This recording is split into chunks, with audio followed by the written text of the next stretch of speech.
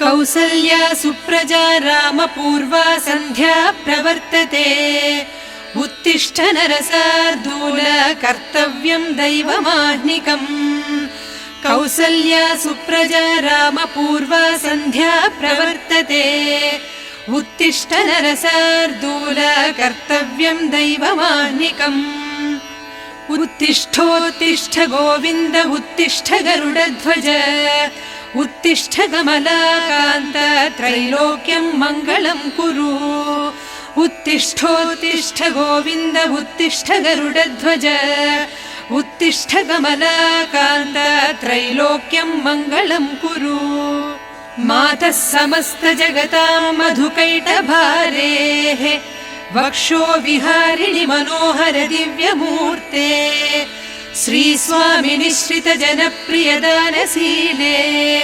श्रीवेङ्कटेश दयिते तव सुप्रभातम् तव सुप्रभातमरविन्दलोचने भवतु प्रसन्न मुखचन्द्रमण्डले विधिशङ्करेन्द्रवनिताभिरर्चिते वृषशैलनाथ दयिते दयानिधे अत्र्यादि सप्त ऋषयः समुपास्य सन्ध्याम् आकाश सिन्धु कमलानि मनोहराणि आदाय पादयुगमर्चयितुं प्रपन्नाः शेषाद्रिशेखर विभो तव सुप्रभातम् पञ्चाननाब्ज भव षण्मुखवासवाद्याः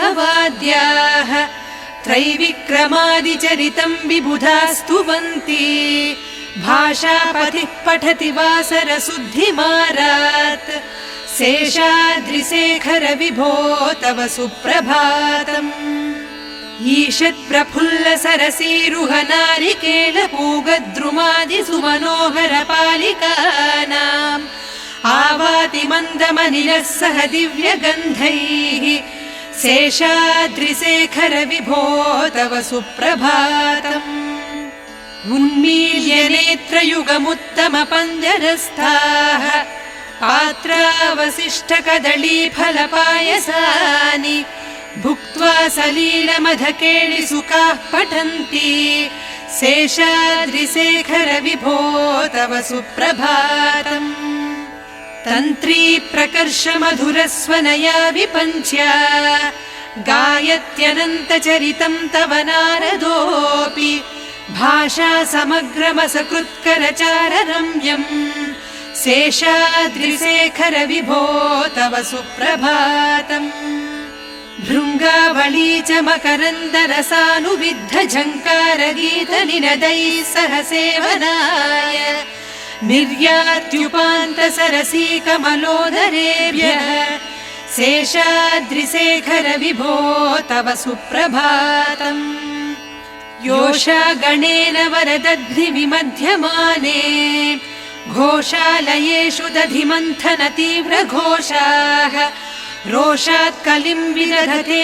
ककुभश्च कुम्भाः शेषाद्रिशेखर विभो तव सुप्रभातम् पद्मे समित्रशतपत्र गताळिवर्गाः हर्तुं श्रियं कुवलयस्य निजाङ्गलक्ष्म्या भेरी निनादमिव बिभ्रति तीव्रनादम् शेषाद्रिशेखर विभो तव सुप्रभातम् श्रीमन्नभीष्ट वरदाखिल लोकबन्धो श्री श्रीनिवास जगदेक दयैक सिन्धो श्रीदेवता गृहभुजान्तर दिव्यमूर्ते श्रीवेङ्कटाचलपते तव सुप्रभातम् श्रीमन्नभीष्ट वरदाखिल लोकबन्धो श्री श्रीनिवास जगदेक दयैक सिन्धो श्रीदेवता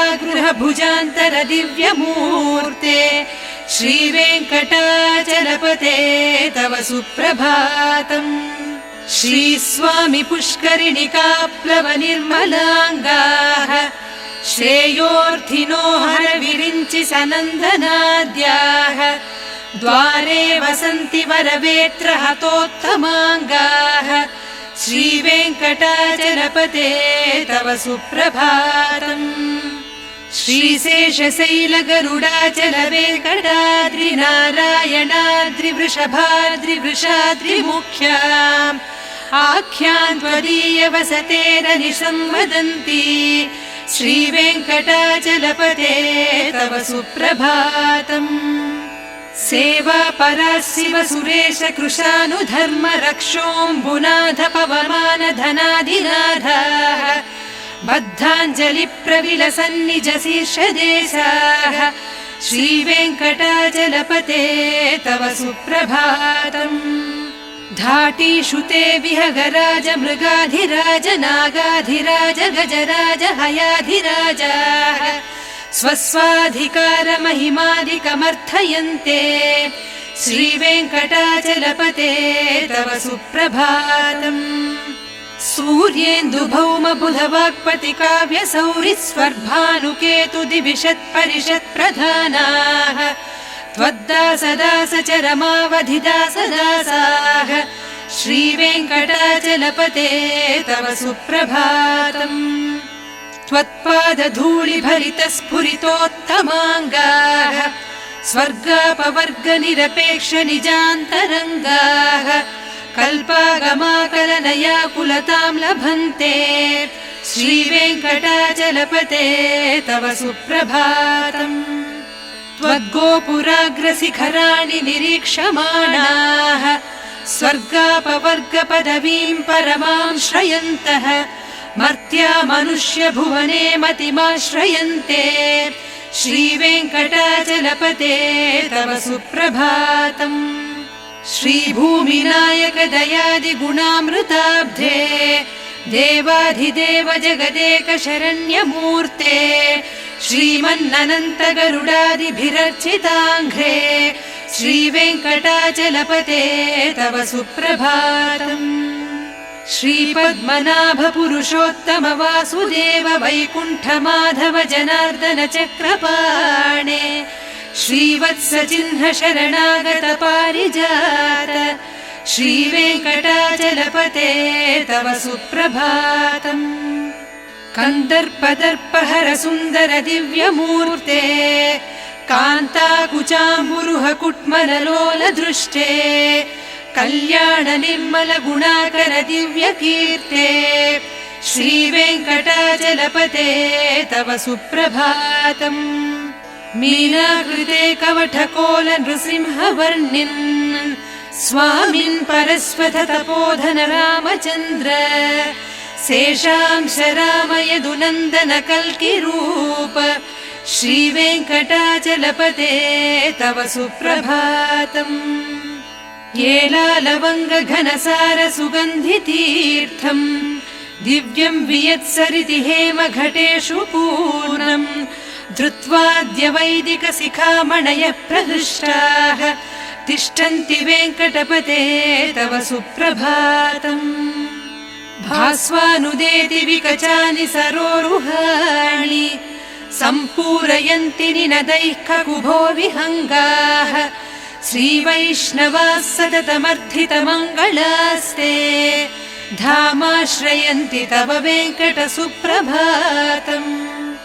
ब्रह्मादयः सुरवराः समहर्षयस्ते सन्तः सनन्दन मुखास्त्वथ योगिवर्याः धामान्तिके तव हि मङ्गलवस्तु हस्ताः श्रीवेङ्कटाचलपते तव सुप्रभातम्। लक्ष्मीनिवास निरवद्य गुणैक सिन्धो संसार सागर समुत्तरणैक सेतो वेदान्त वेद्य निज वैभव भक्त भोग्य श्रीवेङ्कटाचलपते तव सुप्रभातम्। लक्ष्मीनिवास निरवद्य गुणैक सिन्धो संसार सागर समुत्तरणैक सेतो वेदान्त वेद्य निज वैभव भक्त भोग्य श्रीवेङ्कटाचलपते तव सुप्रभातम्।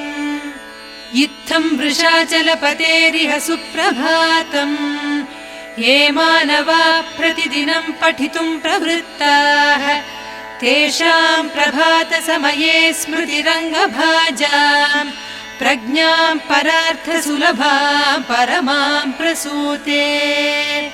इत्थं वृषाचलपतेरिह सुप्रभातम् ये मानवाः प्रतिदिनं पठितुं प्रवृत्ताः तेषां प्रभातसमये स्मृतिरङ्गभाजां प्रज्ञां परार्थसुलभां परमां प्रसूते।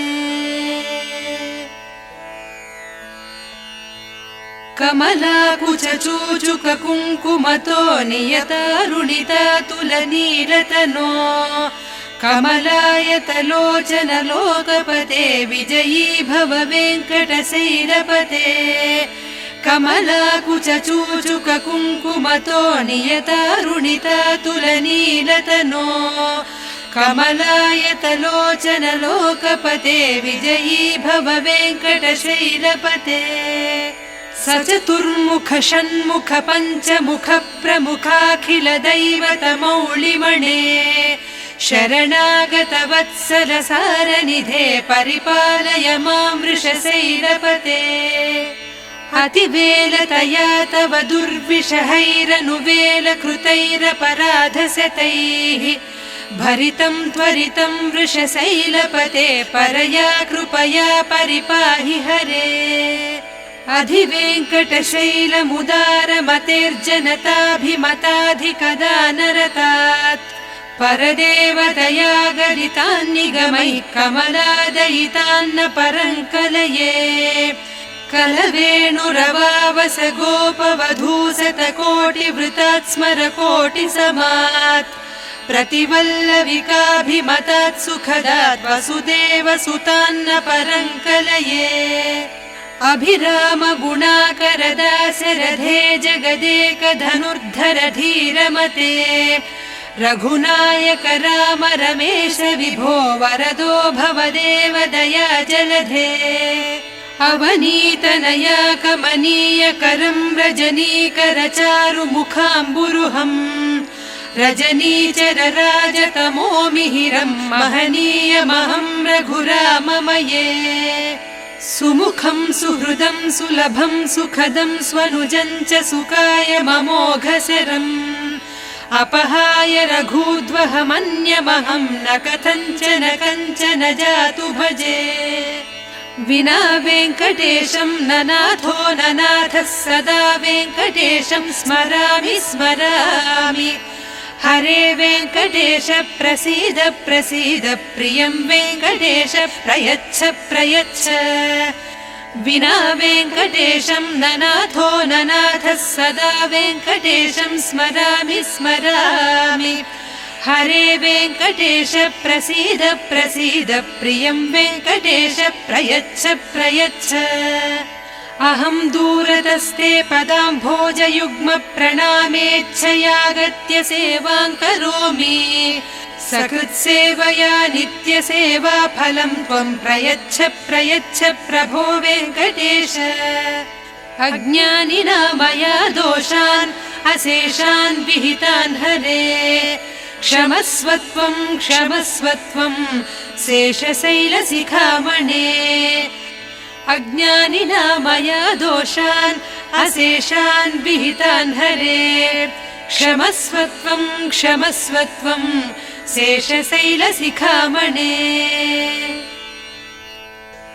ईशानां जगतोऽस्य वेङ्कटपतेर्विष्णोः परां प्रेयसीं तद्वक्षस्थलनित्यवासरसिकां तत्क्षान्तिसंवर्धिनीं पद्मालङ्कृतपाणिपल्लवयुगां पद्मासनस्थां श्रियम् वात्सल्यादिगुणोज्ज्वलां भगवतीं वन्दे जगन्मातरम्।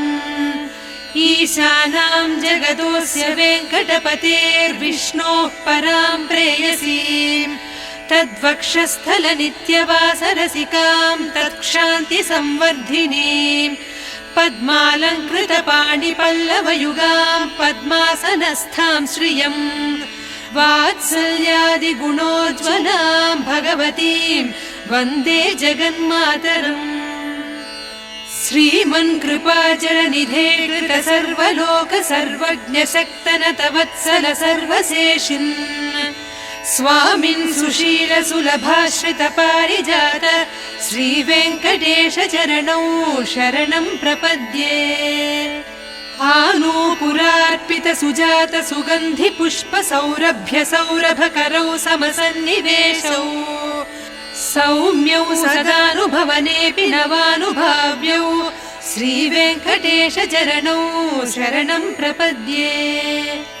सद्यो विकासि समुदित्वर सान्द्र राग सौरभ्य निर्भर सरोरुह साम्यवार्ताम् सम्यक्षु साहस पदेषु विलेखयन्तौ श्रीवेङ्कटेश चरणौ शरणं प्रपद्ये। रेखामय ध्वज सुधाकर सातपत्र वज्राङ्कुशाम्बुरुह कल्पक शङ्ख चक्रैः भव्यैरलङ्कृत तलौ परतत्त्वचिह्नैः श्रीवेङ्कटेश चरणौ शरणं प्रपद्ये। ताम्रोदरद्युति पराजित पद्मरागौ बाह्यैर्महोभिरभिभूत महेन्द्र नीलौ उद्यन्नखांशुभिरुदस्त शशाङ्क भासौ श्रीवेङ्कटेश चरणौ शरणं प्रपद्ये। सप्रेम भीति कमलाकर पल्लवाभ्याम् संवाहनेऽपि सपदि क्लममादधानौ कान्ताववाङ्मनसगोचर सौकुमार्यौ श्रीवेङ्कटेश चरणौ शरणं प्रपद्ये। लक्ष्मी महीतदनुरूप निजानुभाव लीलादि दिव्य महिषीकर पल्लवानाम् आरुण्य संक्रमण तत्किल सान्द्र रागौ श्रीवेङ्कटेश चरणौ शरणं प्रपद्ये। नित्यानमद्विधि शिवादि किरीट कोटि प्रत्युक्त दीप्त नवरत्न महप्ररोहैः नीराजनाविधि मुदारमुपादधानौ श्रीवेङ्कटेश चरणौ शरणं प्रपद्ये।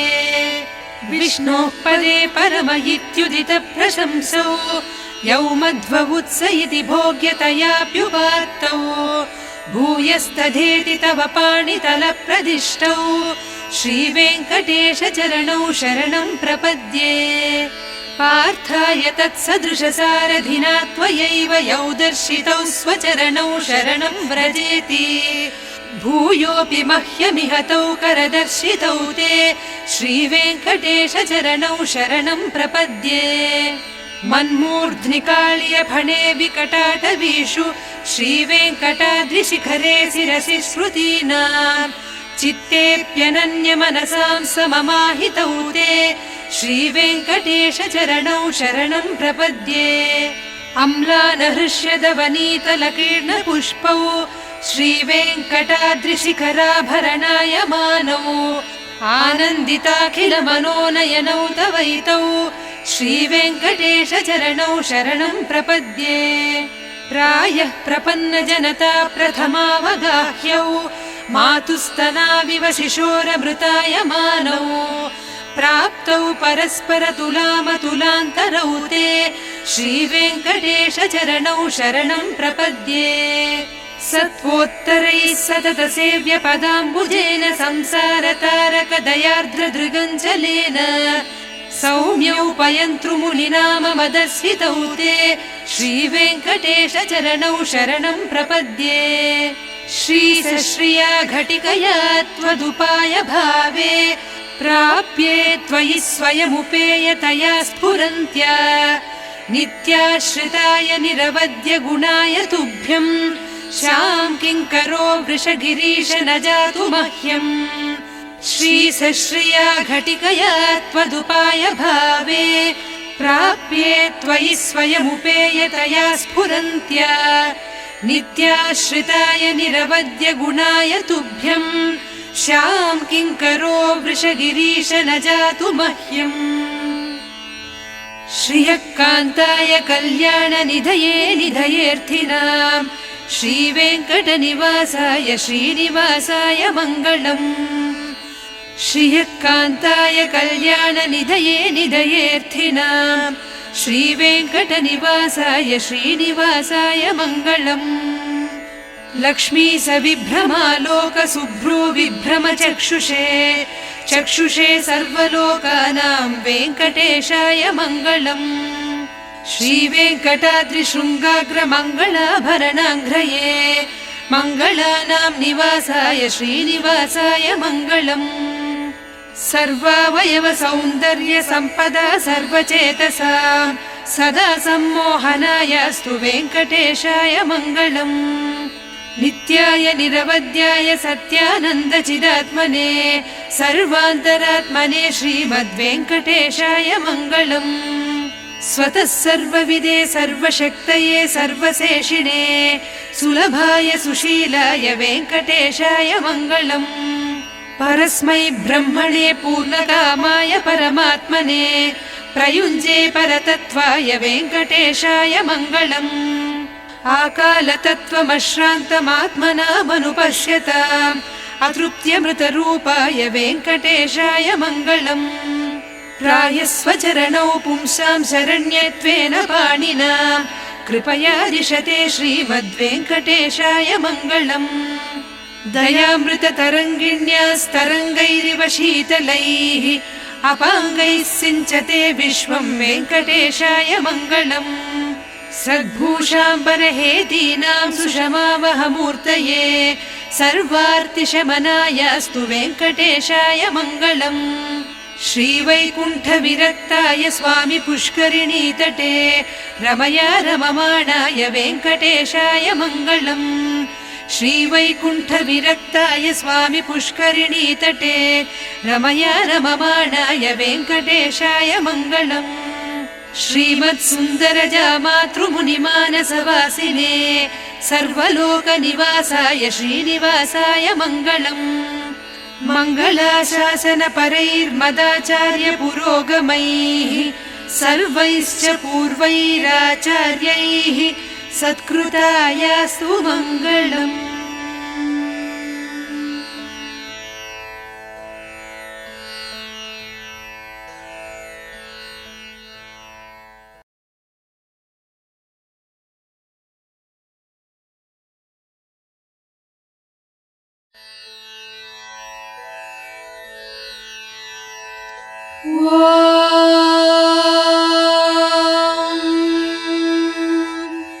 शुक्लाम्बरधरं विष्णुं शशिवर्णं चतुर्भुजं प्रसन्नवदनं ध्यायेत् सर्वविघ्नोपशान्तये।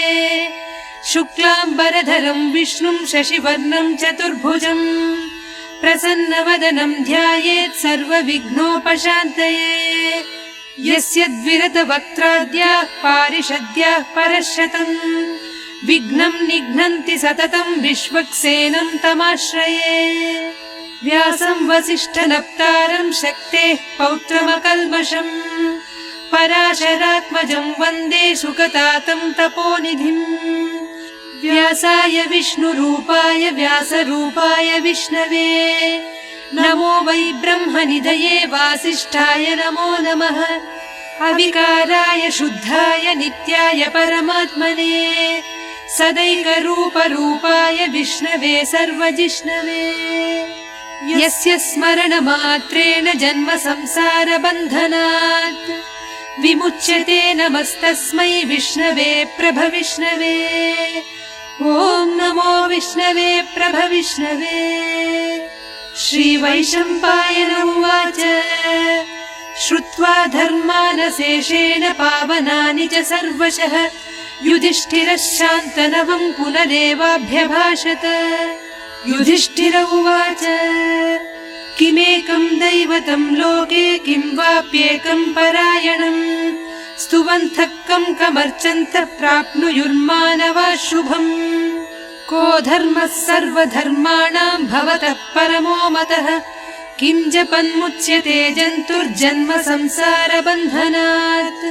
श्रीभीष्म उवाच जगत्प्रभुं देवदेवमनन्तं पुरुषोत्तमम् स्तुवन्नाम सहस्रेण पुरुषः सततोत्थितः तमेव चार्चयन् नित्यं भक्त्या पुरुषमव्ययम् ध्यायन् स्तुवन्नमस्यंश्च यजमानस्तमेव च।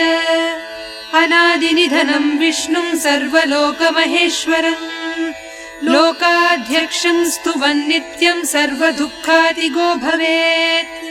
ब्रह्मण्यं सर्वधर्मज्ञं लोकानां कीर्तिवर्धनम् लोकनाथं महद्भूतं सर्वभूतभवोद्भवम् एष मे सर्वधर्माणां धर्मोऽधिकतमो मतः यद्भक्त्या पुण्डरीकाक्षं स्तवैरर्चेन्नरः सदा परमं यो महत्तेजः परमं यो महत्तपः परमं यो महद्ब्रह्म परमं यः परायणम् पवित्राणां पवित्रं यो मङ्गलानां च मङ्गलम् दैवतं देवतानां च भूतानां यो व्ययः पिता यतः सर्वाणि भूतानि भवन्त्यादियुगागमे यस्मिंश्च प्रलयं यान्ति पुनरेव युगक्षये तस्य लोकप्रधानस्य जगन्नाथस्य भूपते विष्णोर्नाम सहस्रं मे शृणु पापभयापहम् यानि नामानि गौणानि विख्यातानि महात्मनः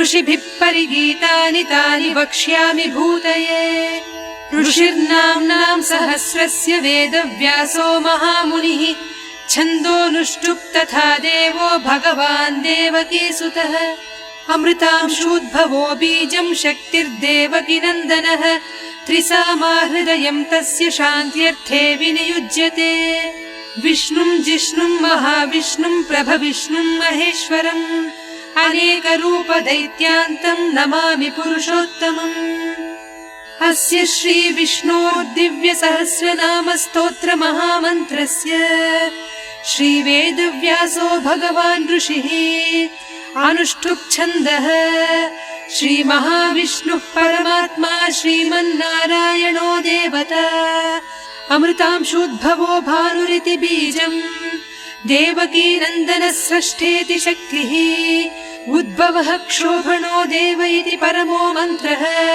शङ्खभृन्नन्दकी चक्रेति कीलकम् शार्ङ्गधन्वा गदाधर इत्यस्त्रम् रथाङ्गपाणिरक्षोभ्य इति नेत्रम् त्रिसामा सामगः सामेति कवचम् आनन्दम् परब्रह्मेति योनिः ऋतुः सुदर्शनः काल इति दिग्बन्धः श्रीविश्वरूप इति ध्यानम् श्रीमहाविष्णुप्रीत्यर्थे सहस्रनाम जपे विनियोगः ध्यानम् क्षीरोदन्वत्प्रदेशे शुचिमणिविलसत्सैकते मौक्तिकानाम् माला क्लुप्तासनस्थ स्फटिकमणिनिभैर्मौक्तिकैर्मण्डिताङ्गः शुभ्रैरभ्रैरदभ्रैरुपरि विरचितैर्मुक्तपीयूषवर्षैः आनन्दीनः पुनीयादरि नलिन गदा शङ्खपाणिर्मुकुन्दः भूः पादौ यस्य नाभिर्वियदसुरनिलश्चन्द्रसूर्यौ च नेत्रे कर्णावासाः शिरोद्यौर्मुखमपि दहनो यस्य वास्तेयमब्धिः अन्तस्थं यस्य विश्वं सुरनर खगगो भोगि गन्धर्वदैत्यैः चित्रं रम्यते तं त्रिभुवन वपुषं विष्णुमीशं नमामि ॐ नमो भगवते वासुदेवाय शान्ताकारं भुजगशयनं पद्मनाभं सुरेशम्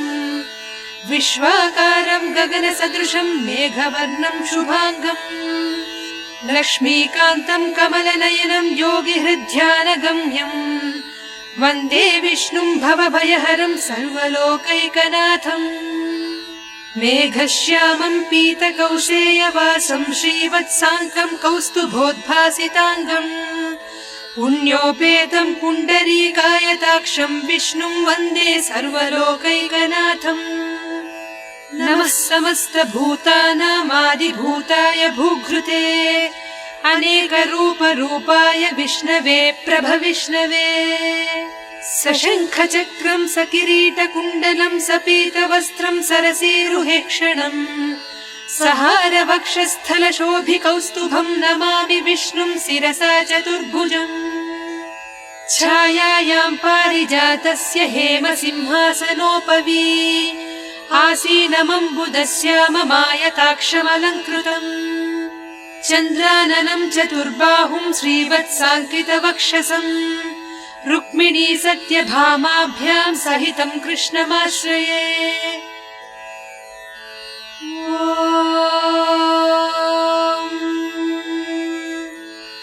विश्वं विष्णुर्वषट्कारो भूतभव्यभवत्प्रभुः भूतकृद्भूतभृद्भावो भूतात्मा भूतभावनः भूतात्मा परमात्मा च मुक्तानां परमागतिः अव्ययः पुरुषः साक्षी क्षेत्रज्ञोऽक्षर एव च योगो योगविदां नेता प्रधानपुरुषेश्वरः नारसिंहवपुः श्रीमान् केशवः पुरुषोत्तमः सर्वः शर्वः शिवस्थाणुर्भूतादिर्निधिरव्ययः सम्भवो भावनो भर्ता प्रभवः प्रभुरीश्वरः स्वयंभूः शम्भुरादित्यः पुष्कराक्षो महास्वनः अनादिनिधनो धाता विधाता धातुरुत्तमः अप्रमेयो हृषीकेशः पद्मनाभो वरप्रभुः विश्वकर्मा मनुस्त्वष्टा स्थविष्ठस्थविरो ध्रुवः अग्राह्यः शाश्वतः कृष्णो लोहिताक्षप्रतर्दनः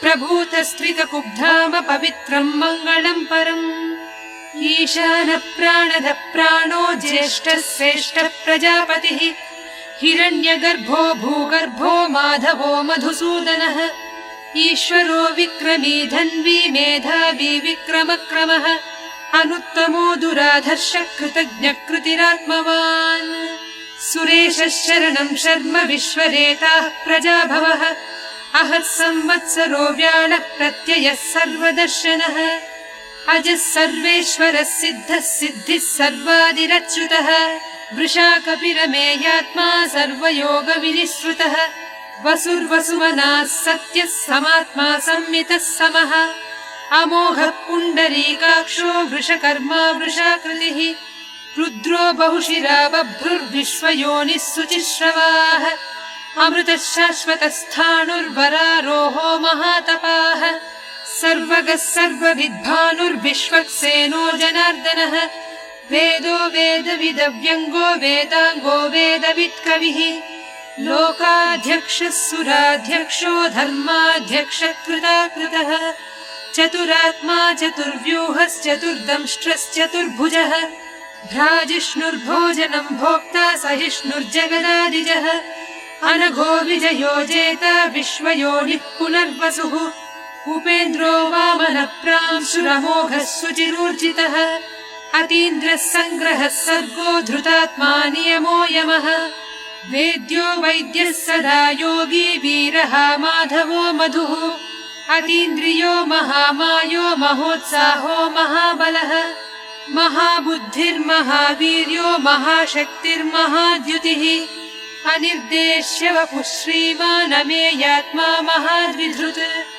महेश्वासो महीभर्ता श्रीनिवासः सताङ्गतिः अनिरुद्धः सुरानन्दो गोविन्दो गोविदाम्बरिः मरीचिर्दमनो हंसः सुवर्णो भुजगोत्तमः हिरण्यनाभः सुतपाः पद्मनाभः प्रजापतिः अमृत्युः सर्वदृक्सिंहः सन्धाता सन्धिमान् स्थिरः अजो दुर्मर्षणः शास्ता विश्रुतात्मा सुरारिः गुरुर्गुरुतमो धाम सत्यः सत्यपराक्रमः निमिषो निमिषस्रग्वी वाचस्पतिरुदारधीः अग्रणीर्ग्रामणी श्रीमान् न्यायो नेता समीरणः सहस्रमूर्धा विश्वात्मा सहस्राक्षः सहस्रपात् आवर्तनो निवृत्तात्मा संवृतः सम्प्रमर्दनः अहः संवर्तको वह्निरनिलो धरणीधरः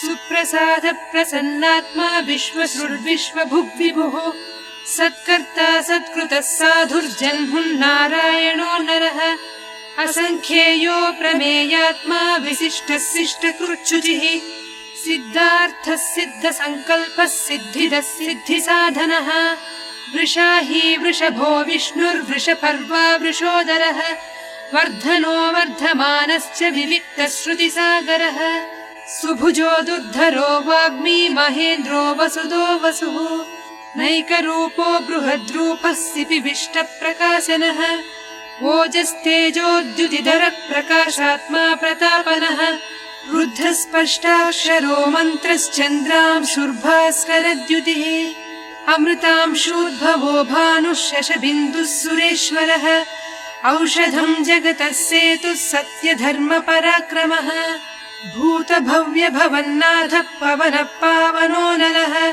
कामः कामकृत्कान्तः कामः कामप्रदप्रभुः युगादिकृद्युगावर्तो नैकमायो महाशनः अदृश्यो व्यक्तरूपश्च सहस्रजिदनन्तजित् इष्टो विशिष्टः शिष्टेष्टः शिखण्डी नहुषो वृषः क्रोधः क्रोधकृत्कर्ता विश्वबाहुर्महीधरः अच्युत प्रथित प्राणः प्राणदो वासवानुजः अपां निधिरधिष्ठानमप्रमत्त प्रतिष्ठितः स्कन्द स्कन्दधरो धुर्यो वरदो वायुवाहनः वासुदेवो बृहद्भानुरादिदेवः पुरन्दरः अशोकस्तारणस्तारः शूरः शौरिज्जनेश्वरः अनुकूलः शतावर्तः पद्मी पद्मनिभेक्षणः पद्मनाभोरविन्दाक्षः पद्मगर्भः शरीरभृत्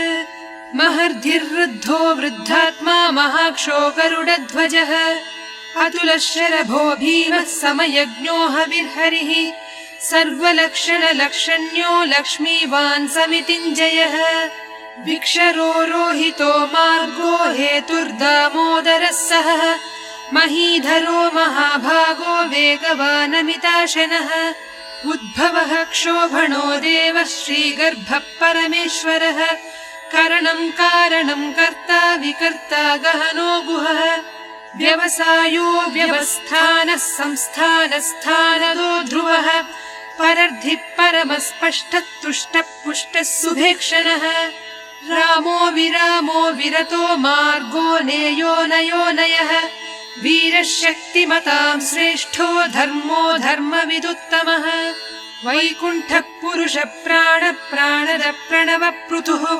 हिरण्यगर्भः शत्रुघ्नो व्याप्तो वायुरधोक्षजः ऋतुः सुदर्शनः कालः परमेष्ठी परिग्रहः उग्रः संवत्सरो दक्षो विश्रामो विश्वदक्षिणः विस्तारस्थावरस्थाणुः प्रमाणं बीजमव्ययम् अर्थोऽनर्थो महाकोशो महाभोगो महाधनः अनिर्विण्णस्थविष्ठो भूर्धर्मयूपो महामखः नक्षत्रनेमिर्नक्षत्री क्षमक्षामः समीहनः यज्ञयुज्यो महेज्यश्च क्रतुः सत्रं सताङ्गतिः सर्वदर्शी विमुक्तात्मा सर्वज्ञो ज्ञानमुत्तमम् सुव्रतः सुमुखः सूक्ष्मः सुघोषः सुखदः सुहृत् मनोहरोजितः क्रोधो वीरबाहुर्विदारणः स्वापनः स्ववशो व्यापी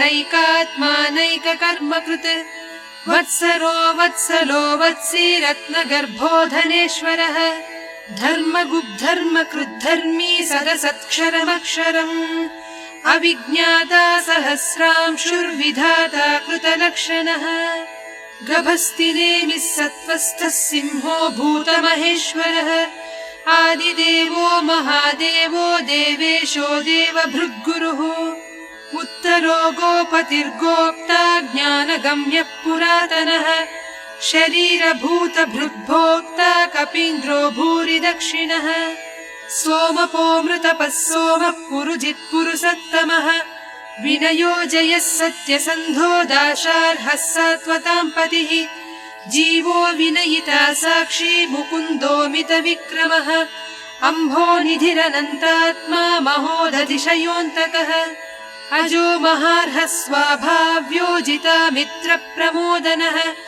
आनन्दो नन्दनो नन्दः सत्यधर्मात्रिविक्रमः महर्षिः कपिलाचार्यः कृतज्ञो मेदिनीपतिः त्रिपदस्त्रिदशाध्यक्षो महाशृङ्गः कृतान्तकृत् महावराहो गोविन्दः सुषेणः कनकाङ्गदी गुह्यो गभीरो गहनो गुप्तश्चक्रगदाधरः वेधास्वाङ्गोजितः कृष्णो दृढः सङ्कर्षणोच्युतः वरुणो वारुणो वृक्षः पुष्कराक्षो महामनाः भगवान् भगहानन्दी वनमाली हलायुधः आदित्यो ज्योतिरादित्यः सहिष्णुर्गतिसत्तमः सुधन्वा खण्डपरशुर्दारुणो द्रविणप्रदः दिवि स्पृक् सर्वदृग्व्यासो वाचस्पतिरयो निजः त्रिसामासामगः सामनिर्वाणम् भेषजम्भिषक्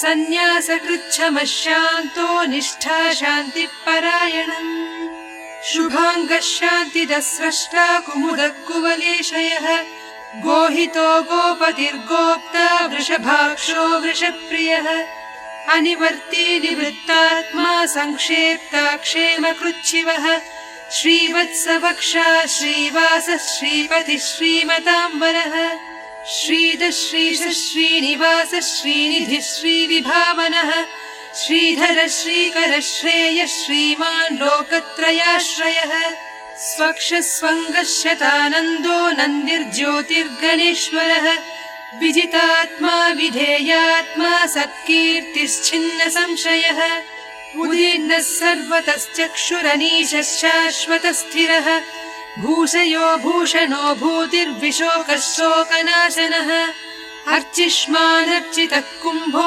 विशुद्धात्मा विशोधनः अनिरुद्धो प्रतिरथः प्रद्युम्नोऽमितविक्रमः कालनेमिनिहा वीरः शौरिः शूरजनेश्वरः त्रिलोकात्मा त्रिलोकेशः केशवः केशिहा हरिः कामदेवः कामपालः कामी कान्तः कृतागमः अनिर्देश्य वपुर्विष्णुर्वीरोऽनन्तो धनञ्जयः ब्रह्मण्यो ब्रह्मकृद्ब्रह्मा ब्रह्म ब्रह्म विवर्धनः ब्रह्मविद्ब्राह्मणो ब्रह्मी ब्रह्मज्ञो ब्राह्मणप्रियः महाक्रमो महाकर्मा महातेजा महोरगः महाक्रतुर्महायज्वा महायज्ञो महाहविः स्तव्यस्तव प्रियस्तोत्रम् स्तुतिस्तोतारणप्रियः पूर्णः पूरयिता पुण्यः पुण्यकीर्तिरनामयः मनोजवस्तीर्थकरो वसुरेता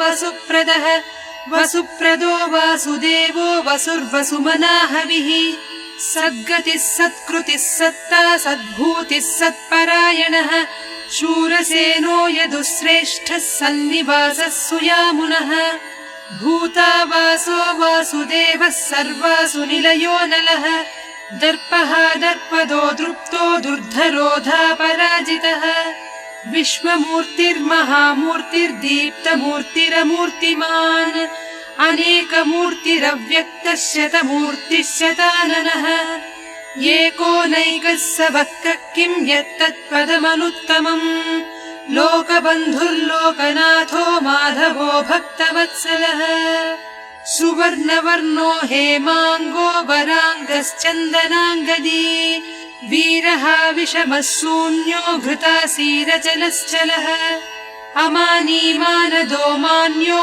लोकस्वामी त्रिलोकधृत् सुमेधा मेधजो धन्यः सत्यमेधाधराधरः तेजो वृषोद्युतिधरः सर्वशस्त्रभृताम्बरः प्रग्रहो निग्रहो व्यग्रो नैकः शृङ्गो गदाग्रजः चतुर्मूर्तिश्चतुर्बाहुश्चतुर्व्यूहश्चतुर्गतिः चतुरात्मा चतुर्भावश्चतुर्वेदविदेकपात् समावर्तो निवृत्तात्मा दुर्जयो दुरतिक्रमः दुर्लभो दुर्गमो दुर्गो दुरावासो दुरारिः शुभाङ्गो लोकसारङ्गः सुतन्तुस्तन्तुवर्धनः इन्द्रकर्मा महाकर्मा कृतकर्मा कृतागमः उद्भवः सुन्दरः सुन्दो रत्ननाभः सुलोचनः अर्को वाजसनः शृङ्गी जयन्तः सर्वविजयी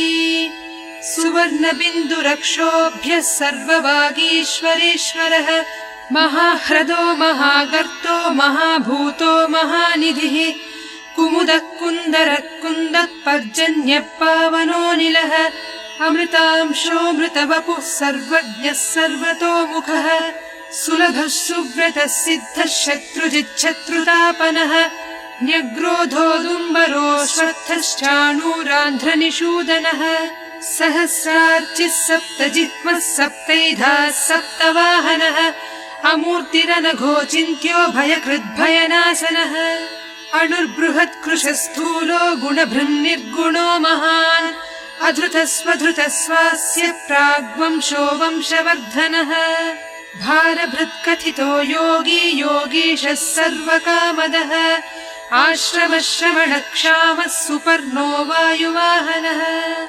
धनुर्धरो धनुर्वेदो दण्डो दमयिता दमः अपराजितः सर्वसहो नियन्ता नियमो यमः सत्त्ववान् सात्विकः सत्यः सत्यधर्मपरायणः अभिप्रायप्रियार्होर्ह प्रियकृत्प्रीतिवर्धनः विहाय स गतिर्ज्योतिः सुरुचिर्हुत भुग्विभुः रविर्विरोचनः सूर्यः सविता रविलोचनः अनन्तो हुत भुग्भोक्ता सुखदो नैकजोऽग्रजः अनिर्विण्णः सदामर्षि लोकाधिष्ठानमद्भुतः सनातनतमः कपिलः कपिलव्ययः स्वस्तिदः स्वस्तिकृत् स्वस्ति स्वस्ति भुक् स्वस्ति दक्षिणः अरौद्रः कुण्डली चक्री विक्रम्योर्जितशासनः शब्दादिगः शब्दसः शिशिरः शर्वरीकरः अक्रूरपेशलो दक्षो